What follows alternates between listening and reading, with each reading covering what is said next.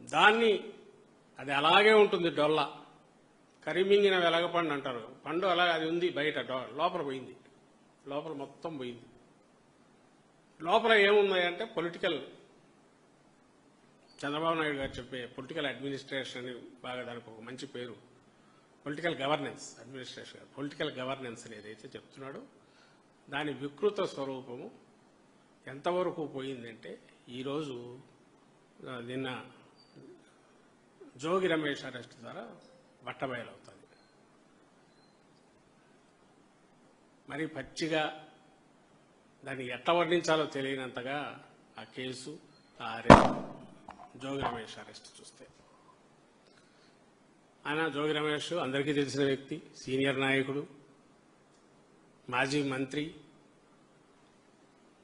వెనుకబడ్డ వర్గాలకు చెందిన, సొంతంగా ఎదిగిన బలమైన నాయకుడిగా గొంతు వినిపించగలిగిన నాయకుడు. అలాంటి జోగి రమేష్ మీద ఈరోజు ఈ కేసు తీసుకొచ్చి ఆయన అరెస్ట్ చేశారు. దీనికి ఇంత మేము చెప్పాల్సిన అవసరం, అరెస్టులు తప్పు జరిగిన చోట అరెస్టు జరగాలి, కేసు పెట్టాలి, అరెస్టు జరగాలి, ఎవరైనా వదలకూడదు.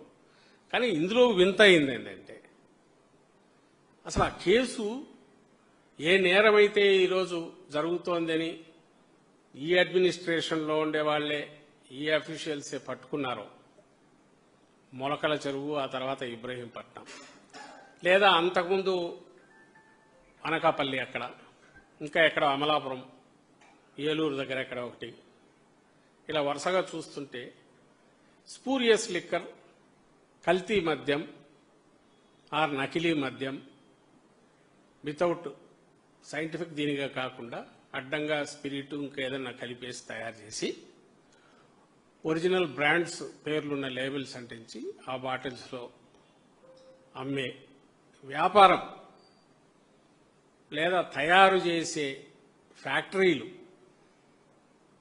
ఇవన్నీ ఇక్కడ బయటపడి వాటిలో వీళ్ళే అరెస్ట్ చేశారు, వీళ్ళే పట్టుకున్నారు. బాగుంది.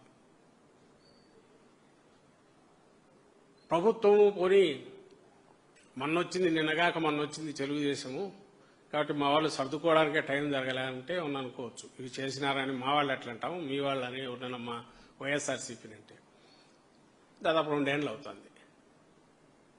పోనీ దొరికింది ఎక్కడ? వీళ్ళ తంబళ్లపల్లి, చిత్తూరు జిల్లా తంబళ్లపల్లి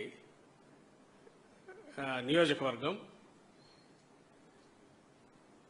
అక్కడ ఇన్ఛార్జి, టీడీపీ ఇన్ఛార్జి, కంటెస్టెంట్ 2024 ఎన్నికల్లో తెలుగుదేశం పార్టీ తరఫున కంటెస్టెంట్గా చేసిన జయచంద్రారెడ్డి అనే వ్యక్తికి సంబంధించింది బయటపడింది. ఇంత క్లియర్గా ఎవరు చేశారో, ఎవరిది ఇది, ఏ రాజ్యంలో ఇది జరిగింది, నువ్వేమో చూసి చూడట్టు వదులుతున్న గవర్నమెంటా అంటే లేని కేసులు పెట్టి, తప్పుడు కేసులు పెట్టి ఇది అవుతున్నారు. వైఎస్ఆర్సీపీ కార్యకర్తల నాయకులను దునుమాడిస్తున్నారు, ఎక్కడికక్కడ తప్పుడు కేసులు పెట్టి అక్రమంగా జైళ్లలో పెట్టి.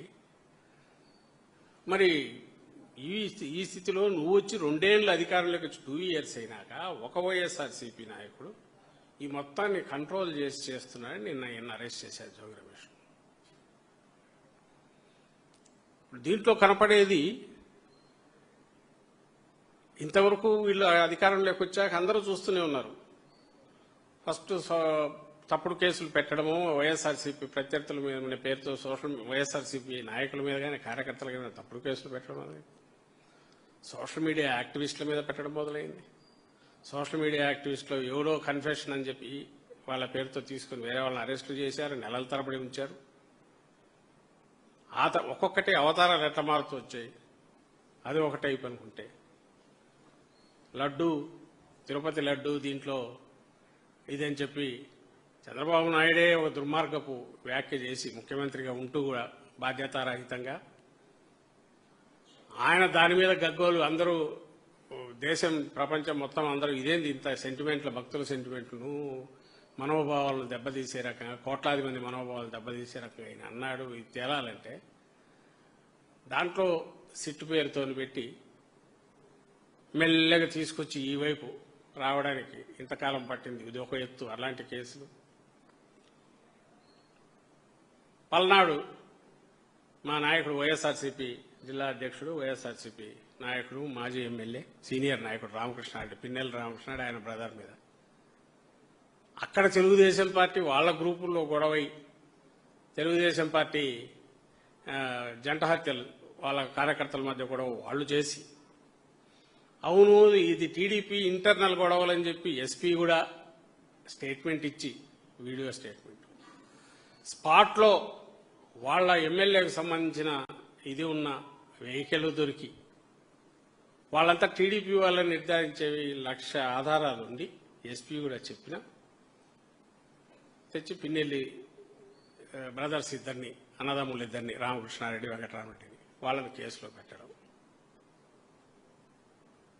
ఇది ఒక టైపు. మొన్న ఇక్కడ సవీంద్ర రెడ్డి ఆయన సోషల్ మీడియా ఇది ఏదో చేశాడని అది కన్ఫెషన్ కింద ఇంకోటి చూపించి ఇతన్ని పట్టుకుని అది సరిపోదేమో అని చెప్పి మళ్ళీ దీని కింద కాలేమో అని చెప్పి గంజాయి ప్యాకెట్ పెట్టి,